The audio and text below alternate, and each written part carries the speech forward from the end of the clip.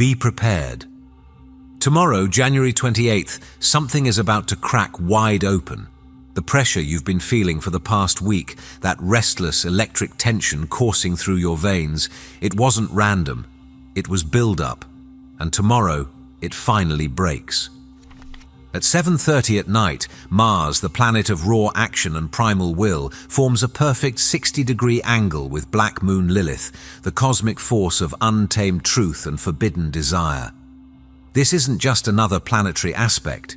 This is a cosmic kiss between the rebel and the outcast, between strategy and instinct, between what you've been told to want and what you actually crave. And if you've been feeling like something inside you is clawing to get out, like there's a version of yourself that's been caged for far too long, keep watching. Because there's one specific reason why this restlessness has been building to an unbearable peak, and I'll explain exactly what's happening to you later in this video. But first, you need to understand what's been happening behind the scenes, because tomorrow isn't just a release, it's the final act of a cosmic pressure cooker that's been intensifying for over a week. Most people have no idea they're standing in the middle of an astrological war zone right now, but you've felt it. You've sensed something shifting, something building, something about to explode. And here's what nobody's telling you. The universe has been systematically removing your safety nets one by one, pushing you toward a choice you can no longer avoid. Tomorrow, that choice becomes crystal clear. The question is, will you have the courage to take it? The pressure has been building since last week. Let's rewind for a second. This didn't start tomorrow. It started back on January 18th with the new moon in Capricorn, the final degrees of the sea goat, heavy with unfinished business and karmic weight. That lunation set the stage, planting a seed of discomfort that's been growing ever since. Then the planets started migrating. One by one, they abandoned the solid ground of Capricorn and launched themselves into the electric uncertainty of Aquarius. The Sun crossed over on January 20th. Mercury followed. Venus joined the party. And by January 23rd, Mars, the warrior, the severer, the one who cuts ties, entered Aquarius too. Suddenly, the energy completely shifted. The play-by-the-rules mentality dissolved. The build slowly and responsibly approach felt suffocating. Everything that used to feel like structure started feeling like a cage. And you felt it, haven't you? That growing impatience, that mounting frustration with anything that feels restrictive, outdated, or inauthentic. Maybe you've been snapping at people more. Maybe you've been questioning commitments that once felt solid. Maybe you've been fantasizing about walking away from things you swore you'd never leave. That's not weakness, that's not instability, that's the Aquarian liberation beginning to take hold, and it's about to reach its breaking point. Because while all of this was happening, something even more intense was brewing in the background. January 26th, Neptune enters Aries, the spiritual awakening. On January 26th, something generational occurred. Neptune, the planet of dreams, spirituality, and collective consciousness, left Pisces after 14 years and entered Aries. This happens once every 165 years, once in a lifetime. And what does this mean? It means the age of passive spirituality is over. The era of going with the flow and dissolving into the collective unconscious has ended. We are now entering a time of spiritual individualism, where your personal truth, your unique vision, your individual awakening becomes the priority. This isn't about blending in anymore. This isn't about sacrificing yourself for the greater good. Neptune in Aries says your soul has a mission and you need to embody it now. No more waiting, no more preparing, no more someday when I'm ready. The spiritual awakening is no longer a gentle whisper, it's a battle cry, and this energy set the perfect stage for what happened next. January 27th, Mars meets Pluto, the atomic blast. And then came yesterday, January 27th, the day Mars collided with Pluto at 03°34Z Aquarius. If you thought the pressure was intense before, yesterday it reached nuclear levels. Mars conjunct Pluto is one of the most potent aspects in astrology. It's the meeting of personal will and evolutionary force, ego drive and soul transformation, the desire to act and the need to completely die and be reborn. When these two titans collide in Aquarius, the sign of revolution, innovation and breaking free from the system, the result is an ideological supernova.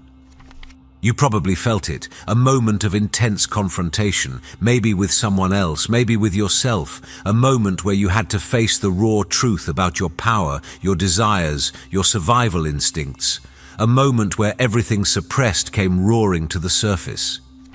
For some, it manifested as rage, a sudden, overwhelming anger at being controlled, limited, or told what to do. For others, it was a moment of terrifying clarity, seeing exactly what needs to end, even if you don't feel ready. And for some, it was pure exhaustion, the weight of fighting against your own truth finally becoming too heavy to carry. This was the dark night of the soul. This was the do or die moment. This was the snapping of the tether, and it was all preparation for tomorrow, because what happens on January 28th is the release of everything that just exploded. Tomorrow, Mars kisses Lilith. Your desires get loud. Remember when I said there's a specific reason why you've been feeling restless, like something's clawing to get out? This is it. Tomorrow, Mars, fresh from its nuclear fusion with Pluto, forms a perfect sextile to Black Moon Lilith in Sagittarius. Now let's talk about what this actually means. Lilith isn't a planet. She's a mathematical point, the lunar apogee, representing the shadow feminine, the exiled, the repressed, the parts of you that society told you to hide. She's the wild woman, the heretic, the truth-teller who got burned at the stake for refusing to bow. And when Mars in Aquarius, intellectual, strategic, revolutionary, makes contact with Lilith in Sagittarius, philosophical, adventurous, unapologetically free, something extraordinary happens. The sextile creates an opportunity, an open door, an invitation to align your actions with your deepest, most authentic instincts. But here's what makes this different from any other sextile. Air feeds fire. Aquarius is air. Sagittarius is fire. This creates a self-sustaining combustion engine. The more you think about your freedom, the more you feel compelled to pursue it. The more you strategize your escape, the more your primal truth demands to be spoken. This isn't a gentle nudge. This is your soul screaming, enough. No more hiding, no more performing, no more shrinking yourself to fit into spaces that were never meant for you.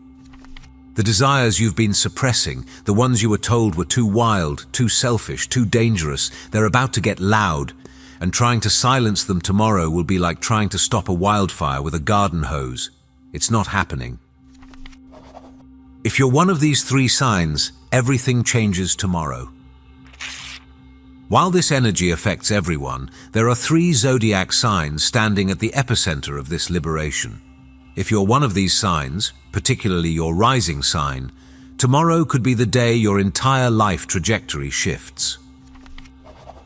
Aquarius, the sovereign rebirth. Aquarius, this is your moment. You are the host of this entire cosmic event. The Sun, Mercury, Venus, Mars, and Pluto are all in your sign right now. Your first house, the house of identity, self, physical body, is completely activated. For weeks, you've been in a pressure cooker. The Mars-Pluto conjunction yesterday forced you to confront who you really are versus who you've been performing as. And tomorrow, as Mars sextiles Lilith in your 11th house of community and future vision, you're breaking free from the expectation to be the detached humanitarian who sacrifices personal desires for the collective good. The liberation. You're realizing that to truly help the world, you must first liberate yourself from it. You're allowed to be selfish. You're allowed to want things. You're allowed to be passionate, messy, and unapologetically you. Manifestation. Expect sudden departures from social groups that no longer align, radical changes to your appearance or presentation, launching a controversial project that reflects your true vision, not the watered-down version you thought people wanted. Sagittarius, the wild truth unleashed. Sagittarius, Lilith is sitting directly on your ascendant. You are literally becoming the wild woman, the untamed truth. Your body, your presence, your entire vibe is shifting into something raw and unfiltered. The pressure. You've been carrying the burden of being the wise guru, the one who always has to be positive, philosophical, and inspiring. But tomorrow, Mars in your third house of communication creates a direct line from your mind to your primal truth. The liberation, the filter is coming off. You're going to speak a truth so raw, so undeniable that it will sever cords with anyone who can't handle it. This isn't about being cruel, it's about being real. You're done performing optimism. You're done spiritual bypassing. You're done pretending.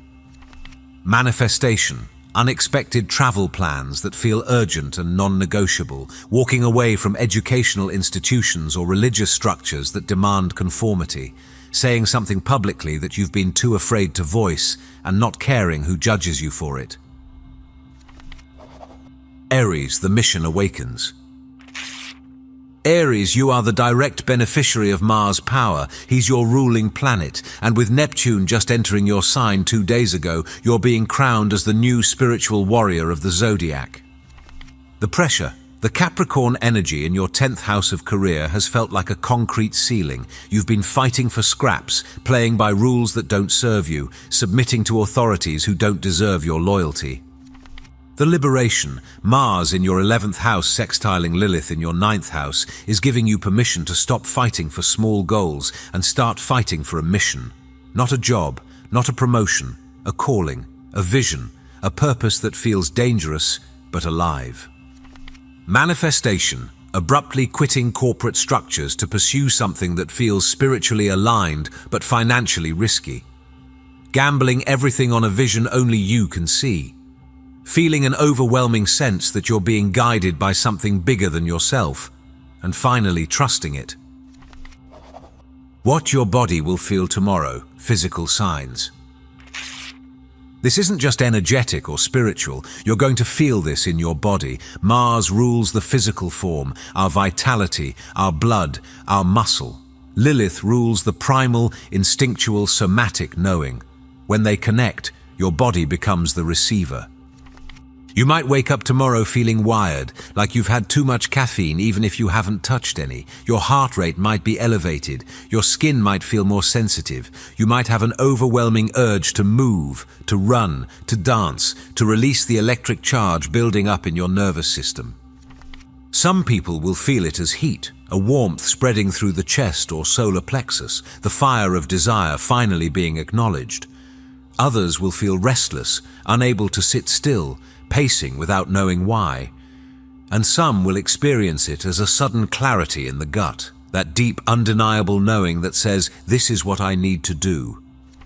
Pay attention to these physical signals. Your body is smarter than your mind. It knows what's true before your brain can rationalize it.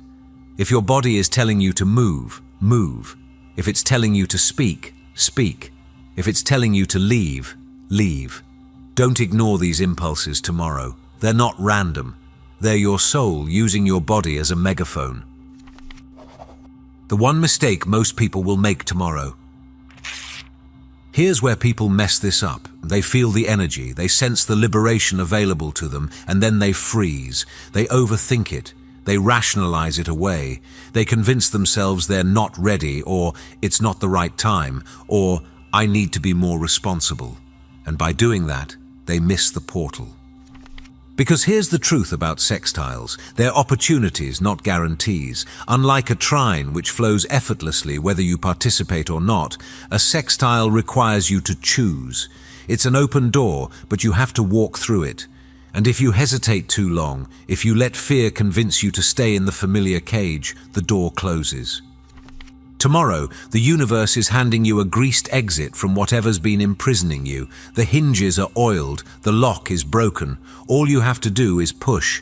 But if you stand there analyzing whether you should push, if you wait for permission, if you need 3 more signs before you trust yourself, you'll still be standing in the same cell when the energy passes. The people who transform tomorrow will be the ones who feel the pull and move, the ones who trust the knowing in their body more than the fear in their mind, the ones who choose wild authenticity over safe performance. Which one will you be? After tomorrow, the new timeline begins. And here's what most people don't understand. Tomorrow isn't just a day, it's a threshold, the version of you that exists before January 28th and the version that exists after won't be the same. Some of you will wake up on January 29th feeling lighter than you have in years, like a weight you didn't even know you were carrying has been lifted.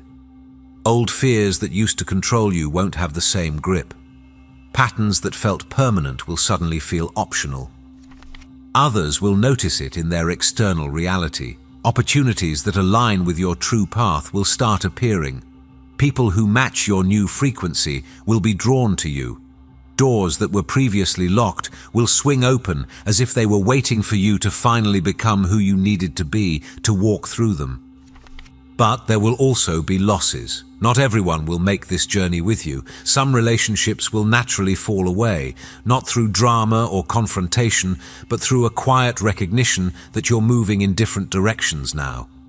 Some environments will start to feel suffocating and you'll simply stop showing up. This is part of the liberation. You're not being punished, you're being refined. The universe is clearing out everything that doesn't match the frequency of your authentic truth. And while it might feel uncomfortable, it's necessary. Because the version of you that's emerging on the other side of tomorrow, the one who finally stopped performing, stopped hiding, stopped shrinking, that version deserves a life that reflects their wholeness. And to create that life, you first have to let go of the one built for the person you used to be. The ritual for tomorrow, how to harness this energy. If you want to consciously work with this energy tomorrow, here's what I recommend. You don't need fancy tools or complicated ceremonies. This is about alignment, not performance. Timing, ideally around 7:30 at night, or any time in the evening when the energy peaks. Preparation. Before you begin, clear your space. Use sound, a bell, your voice, clapping, to break up stagnant energy. Visualize the room filling with cool, electric Aquarian wind. The practice. Light a red or black candle, fire element for Sagittarius and Mars. As you light it, say, I invoke the fire of my own truth. Take a piece of paper and write down one specific chain, a limiting belief, a toxic situation, a societal expectation that you're ready to sever. Be specific. Not, I want to be free, but I release the belief that I have to sacrifice my desires to be good. Read it aloud, then say, I honor what this taught me, but I reject the cage. By the power of Mars and Lilith, I sever this cord. Burn the paper in the candle flame. Watch it turn to ash. As it does, visualize the Mars-Pluto explosion destroying its hold on you completely. Once it's ash, blow it into the air or out a window, symbolizing the release back to the universe. Final step. Sit in silence for a few minutes. Place your hand on your heart. Ask yourself, what does my liberated self want to do first? Listen for the answer. It might not be logical. It might not make sense. But if it comes from your body, from your gut, from that primal knowing, trust it. That's your marching orders. That's the first step of your new timeline. This is your moment. Don't let it pass. The cosmic stage has been set, the pressure has built, the explosion has occurred, and tomorrow the pathway to freedom is illuminated more clearly than it has been in years, maybe in your entire life. But you have to choose it, you have to claim it, you have to be willing to walk through the discomfort of liberation, knowing that on the other side is a version of yourself that's been waiting for this moment. Your deepest desires are about to get loud. The question is, are you ready to stop silencing them? Are you ready to stop performing for people who don't even know the real you? Are you ready to break free from the chains you've been carrying, some imposed by others, some you built yourself? Because tomorrow, Mars kisses Lilith, and that kiss is an invitation to remember who you were before the world told you who to be, an invitation to speak the truths that have been clawing at your throat, an invitation to choose the wild, authentic, unapologetic life that's been calling your name. The portal is open. The door is unlocked. The universe is holding space for your liberation. All you have to do is take the first step. If you're still watching, I'd like to thank you for your attention. If you enjoyed the content and want to see more, please consider clicking the subscribe button. Your support is very appreciated. Feel free to share your experiences or thoughts in the comments below. Until next time, take care and subscribe for more insightful content.